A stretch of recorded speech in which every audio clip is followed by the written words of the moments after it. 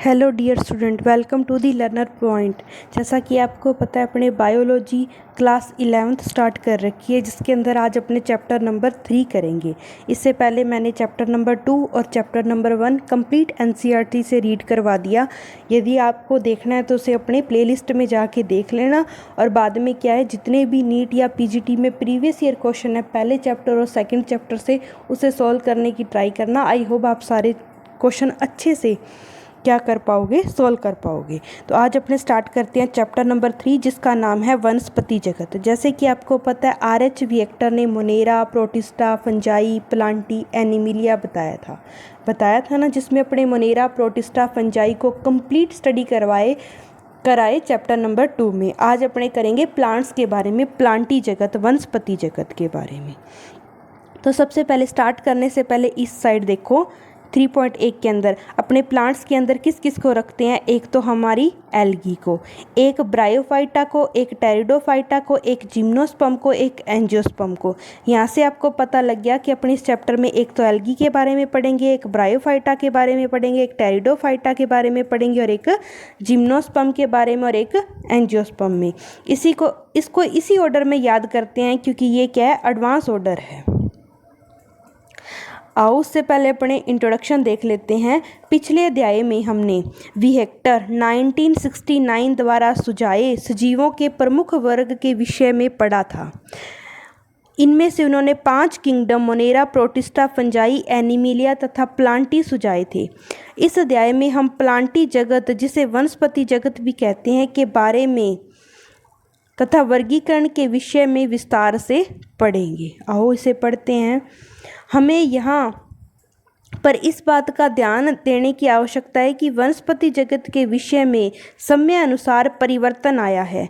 Fungi तथा Monera तथा protista वर्ग के सदस्य, जिनमें सेल वॉल होती है, अब प्लांटी वर्ग से निकाल दिए गए हैं। पहले इनको इकट्ठा कर दिया, जिनको सेल वॉल थी ना, बस सारे प्लांटी में डाल दिए, बाद में क्या कर दिए, अलग कर दिए। यद्यपि वे पहले दिए गए वर्गीकरण के अनुसार एक ही जगत में थे, इसलिए साइनोबैक्टीरिया, जिन्हें ब्लू ग्रीन एल्गी कहते हैं, अब सवाल नहीं है। मोस्ट इंपॉर्टेंट लाइन, बच्चों को बहुत कंफ्यूजन होता है, ब्लू ग्रीन एल्गी एक एल्गी है? नहीं भाई, ये क्या, एक बैक्टीरिया है, साइनोबैक्टीरिया, जिसे मोनेरा के अंदर रखा है और एल्गी को किस में रखा है, प्लांट में रखा है। इस अध्याय में हम प्लांटी के अंतर्गत शैवाल, ब्रायोफाइटा, टेरिडोफाइटा, जिम्नोस्पर्म, एंजियोस्पर्म के विषय में पढ़ेंगे। आओ इस तंत्र को प्रभावित करने वाले बिंदुओं को समझने के लिए एंजियोस्पर्म के वर्गीकरण को देखते हैं। पहले दिए गए वर्गीकरण में हम आकार की गुणों जैसे प्रकृति, रंग, पत्तियों की संख्या, आकृति के आधार पर आदि वर्गीकरण करते थे। यानी कि जो अपने को बाहर से दिख रहा था, प्रकृति कैसी है, रंग कैसे है प्लांट की, पत्तियां कैसी हैं, इसके बेस पे अपने क्लासिफिकेशन करते थे।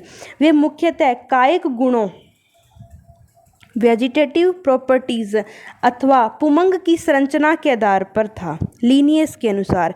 तो लीनियस ने जो प्लांट्स का क्लासिफिकेशन किया था, वो किस बेस पे किया था, कायिक गुणों अथवा पुमंग की संरचना के आधार पे। ये क्वेश्चन आ सकता है कि लीनियस का क्लासिफिकेशन का बेस क्या था।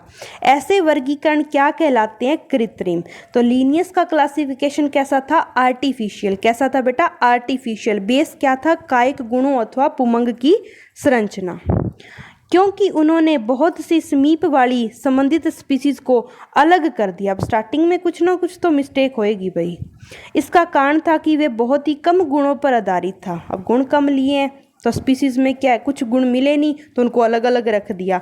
कृत्रिम वर्गीकरण में कायिक तथा लैंगिक गुणों को समान मान्यता दी गई। अब कहाँ वेजिटेटिव कैरेक्टर, कहाँ सेक्सुअल प्रॉपर्टीज। तो आर्टिफिशियल के अंदर तो दोनों को सेम ही मान लिया, कायिक अथवा लैंगिक गुणों को समान मान्यता दी गई। यह अब स्वीकार नहीं है, तो आर्टिफिशियल क्लासिफिकेशन अब यहाँ नहीं चलेगा, क्योंकि हम जानते हैं कि कायिक गुणों में प्राय पर्यावरण के अनुसार परिवर्तन होता रहता है। इसके विपरीत प्राकृतिक वर्गीकरण जीवों में प्राकृतिक संबंध तथा बाह्य गुणों के साथ साथ भीतरी गुणों जैसे परासंरचना, शारीरिक भ्रूण विज्ञान तथा पादप रसायन के आधार पर विकसित हुआ है। अब क्लासिफिकेशन, अब आर्टिफिशियल के बाद कौन सा ले आए अपने, कृत्रिम। तो कृत्रिम का बेस क्या है, प्राकृतिक संबंध तो हैं, उसके अलावा बाह्य गुण भी देखे गए हैं। बाह्य गुण में जैसे उसकी रचना, उसका शरीर, भूरण विज्ञान, पादप रसायन के आधार पर विकसित हुआ है। रचना, शरीर, भूरण विज्ञान, पादप रसायन के आधार पर विकसित हुआ है। पुष्पी पादपों के इस वर्गीकरण को, इस वर्गीकरण का मतलब क्या है बेटा, प्राकृतिक वर्गीकरण को जॉर्ज बेंथम तथा जोसेफ डॉल्टन हुकर ने सुझाया था। तो आर्टिफिशियल क्लासिफिकेशन दिया था लीनियस ने, किस बेस पे, कायक गुणों तथा पुमंग की संरचना के आधार पर। उन्होंने कायक और लैंगिक गुणों को समान मान्यता दी थी। आर्टिफिशियल किसने दिया था, बेंथम और हुकर से रिलेट करता है। इन्होंने प्राकृतिक संबंध और बाह्य गुण, बाह्य गुण में रचना, शरीर, भूरण विज्ञान तथा पादप रसायन के आधार पर क्लासिफिकेशन किया था। तो यहाँ पर तो आर्टिफिशियल और कृत्रिम वाली बात है, इधर लीनियस और इधर बेंथम और हुकर याद करना है। चलो आपको इंट्रोडक्शन में एक पैरा और समझाते हैं। वर्तमान में हम जातिवर्तीय वर्गीकरण तंत्र, वर्तमान में कौन सा चल रहा है, जातिवर्तीय वर्गीकरण तंत्र, जो विभिन्न जीवों में विकासीय संबंध पर आधारित है, कि पहले पूर्वज कैसे थे और अब अपने कैसे हैं, ये होता है जातिवर्तीय वर्गीकरण को स्वीकार करते हैं। इससे यह पता लगता है कि समान टैक्सा के जीव, समान टैक्सा के जीव के पूर्वज एक ही थे। अब हम वर्गीकरण की कठिनाइयों को हल करने के लिए विभिन्न सूचनों और अन्य स्रोतों का उपयोग करते हैं। यह तब और भी कठिन हो जाता है उसके पक्ष में कोई भी जीवाश्म प्रमाण उपलब्ध ना हो।